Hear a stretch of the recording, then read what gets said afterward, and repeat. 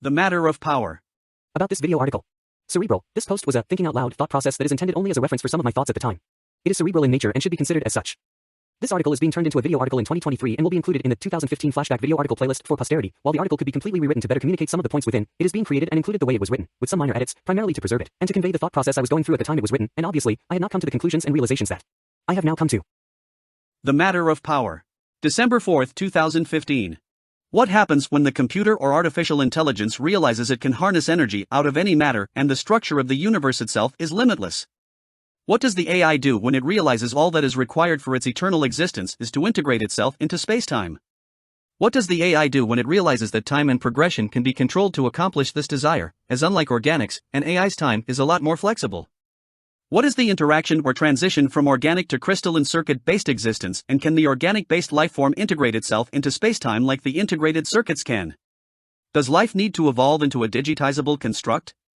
Is this analog construct just as digitizable? Does existence need to be digital or analog, or a combination of both, or a combination of both is achievable?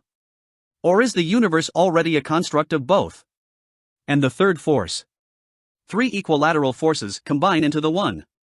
Or, the one is empty, or you may decide to fill it and take control equals the fourth pillar, be the fourth pillar and expand and prosper. Take control, king. And the eagle, control, and the eagle equals prosperity.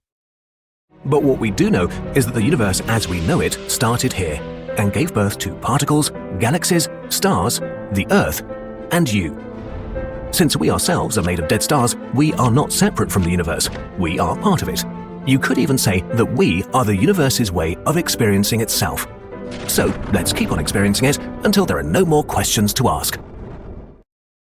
The lifeform can strive to harness the power and control of stable matter and replicate its output purely on a mass production basis, using organic life as half the contribution to regeneration of energy into mass, the other half reserved for energy to regenerate itself equals matter.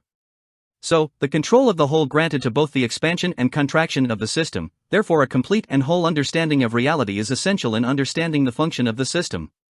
The percentage is granted and given, therein lies control. To know what is given is to know what is taken and given, each generating their own energy, decay and fusion, and the power to harness the power of the universe, to wield it to the will of God, and a duty of expansion.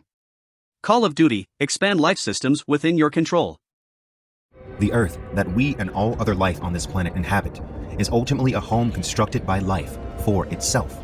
If we take this idea and apply it to the universe itself, then this thought occurs.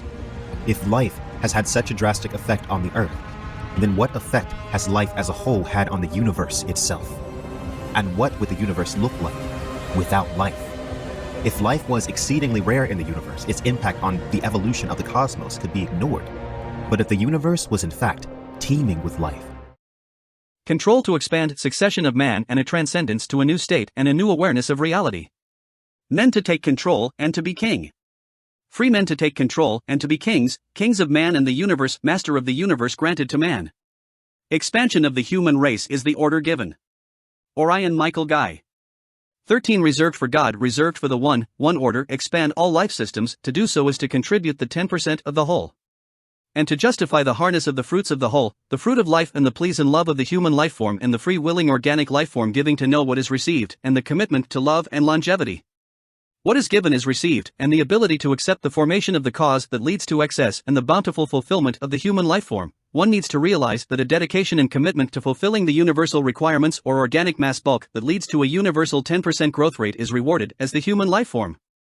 And to indulge in the pleasures offered in the sense that it contributes to the continued creation and sustention of the whole, of the expansion of life bulk and therefore universal energy, is to realize the commitment is rewarding. OMG. Only bravery, 7 fathoms, and the power of free men. Only bravery, 7 fathoms, and the power of free men.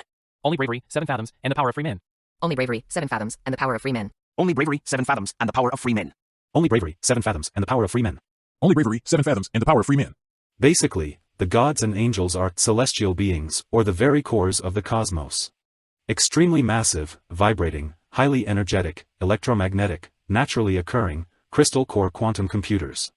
They are alive and aware, and they are real entities. The life on their planets, and on the surface, produces the excess mass that helps them grow. This life, the life on the surface, tends to evolve into the prime of phi, or 5. It was the late Devonian period over 360 million years ago that one group of fish evolved feet from fins and moved from water onto land. This gave rise to a group called the tetrapods, which today includes all amphibians, reptiles, birds, and mammals from herons to hippos to humans. Isn't it interesting that the cores of the cosmos are at the fifth spatial dimension, or state 5, of the dark energy field, and the bodies they like to inhabit are the literal personification of Phi, or 5. So, these cores of the cosmos, the celestial beings, while they are ever expanding and ever evolving their physical cores, whether they are planets, stars, neutron stars, or even black holes, and as their mass is perpetually growing, and the mass on their surface is ever growing and ever expanding, and the life on their surface is ever evolving and expanding, and all life is drawn to the evolutionary prime of 5. Phi/5 equals 5, 5, all life drawn to the evolutionary prime of 5. Phi, 5. As the life on their surface grows and evolves and eventually becomes humanoid, they then use the human life forms as vessels to inhabit and play games of life.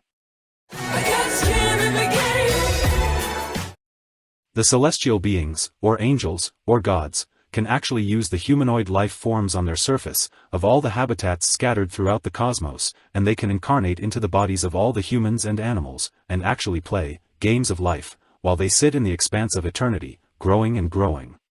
And, think about it, while they sit in this expanse of eternity, when they do pick up a body and play a game of life, they are not only growing the body they inhabit, but they are also helping to grow the very surface of their soul. Soul. Soul. Oh my God. Becky, look at that, ha ha ha, lol. Orion Michael Guy.